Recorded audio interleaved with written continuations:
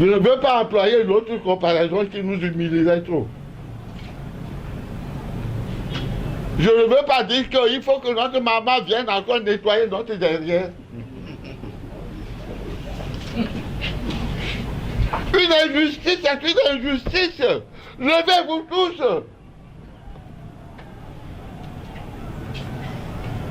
Quand même. Voilà la raison de mon indignation.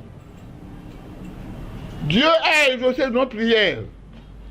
Il a fait le don qu'il faut pour que le Togo renaisse de ses cendres. Mais les Togolais attendent. On attend.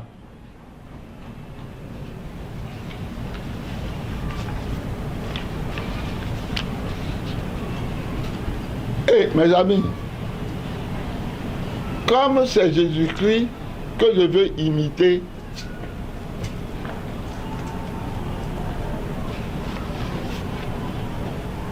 aidez-moi à l'imiter jusqu'au bout. Mais quand même, à un moment donné, Jésus-Christ a dit à Judas qu'il a trahi à cause de l'argent, qu'il vaut mieux que celui-là ne soit pas né.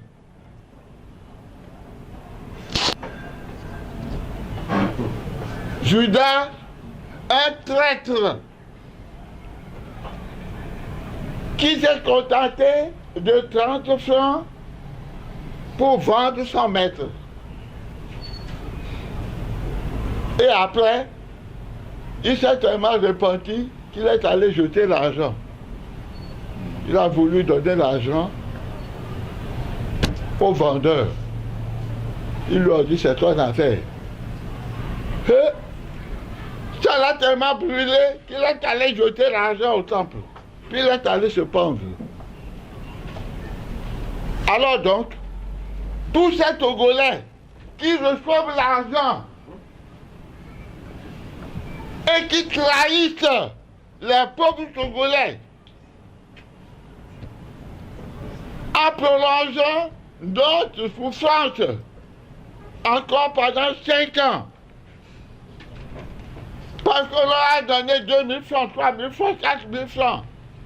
Même on leur a donné des bicyclettes, des tracteurs, des t-shirts. Oui. Ils ont reçu ça, puis c'est fini. Bon, mais je ne veux pas les maudire. Je me suis dit, ils sont pauvres. C'est pourquoi ils reçoivent ça. Qu'ils reçoivent, mais qu'ils ne votent pas pour lui. Qu'ils votent pour celui que le Seigneur désigne pour nous.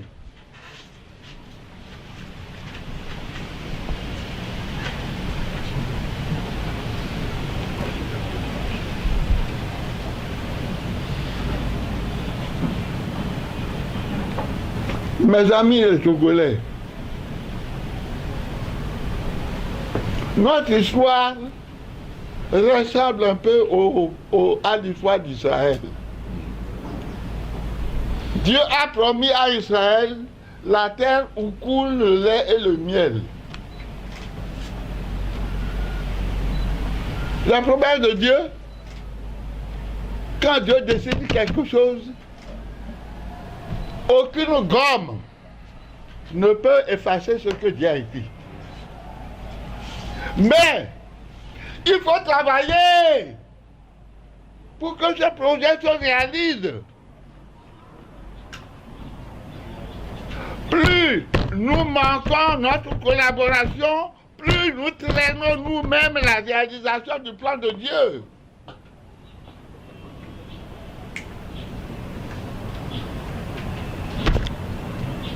Dieu a promis à Abraham et à sa descendance la terre de Canaan. Mais il a fallu beaucoup d'années. Parce que le peuple d'Israël lui-même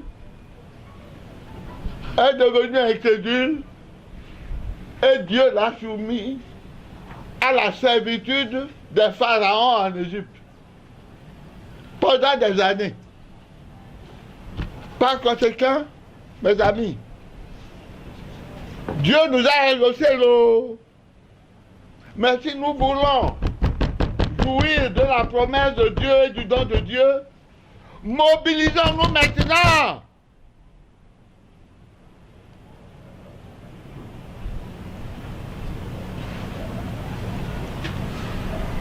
Rien n'est impossible à Dieu. Rien n'est impossible à Dieu. Je lance un appel à toutes les instances pour qu'ils jettent un coup d'œil sur ce bulletin, ces résultats que la CENI a proposés en se moquant des pauvres Togolais pour lesquels nous avons fourni des schémas, des réalisations objectives. Et ils ont dit que c'est le chef de l'État qui a gagné. Le mensonge. Le mensonge. Mobilisons-nous contre le mensonge. Je m'adresse à des croyants. Tous les Togolais sont croyants. Croyants chrétiens, croyants musulmans, croyants des religions traditionnelles. Le Togo est un pays de croyants.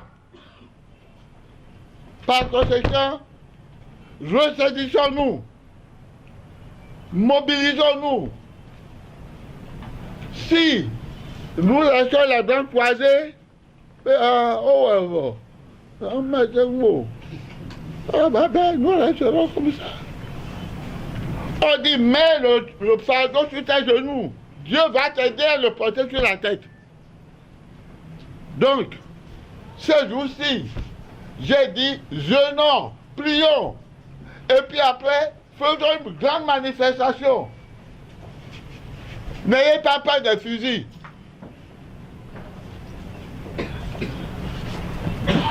N'ayez pas peur des fusils.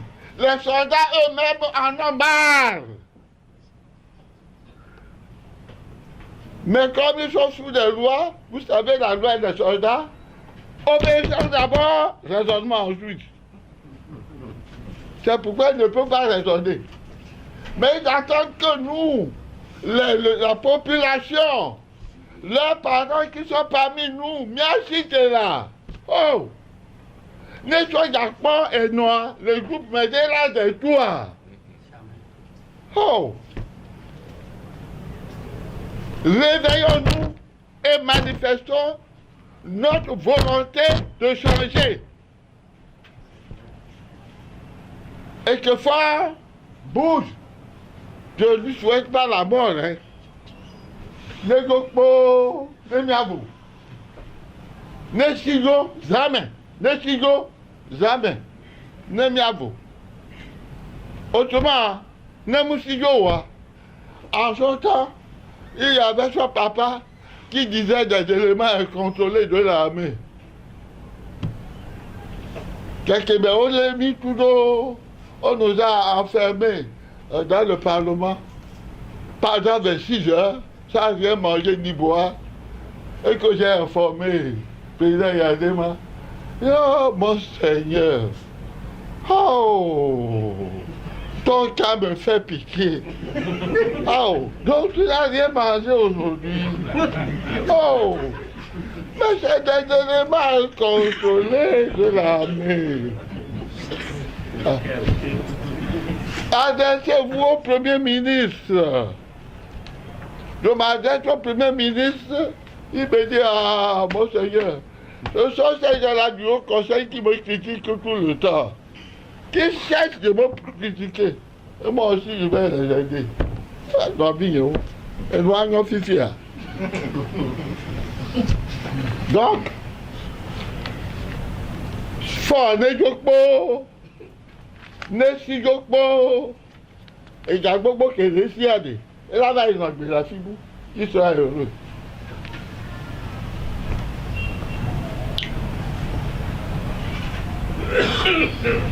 Je ne souhaite pas que des éléments incontrôlés aillent faire quelque chose de regrettable. Je ne veux plus de fusion de sang pour notre pays. Prions donc Dieu et organisons-nous, mobilisons-nous. Monsieur, mesdames, vous avez compris? Ne restez pas dans vos chambres avec la peur. Envahissons la rue, partout.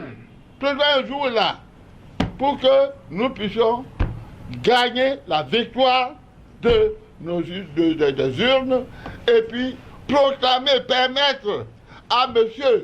Gabriel Vincent Agboyome Kodjo de constituer un gouvernement de transition pour nous mettre dans la paix. J'ai terminé.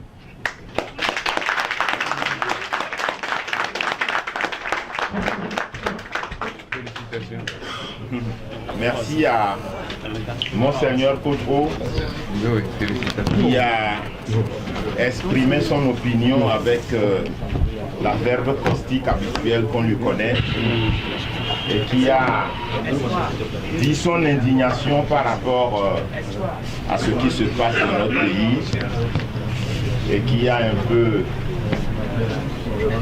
exprimé son sentiment en lien avec certains problèmes de notre culture, un discours très émotionnel.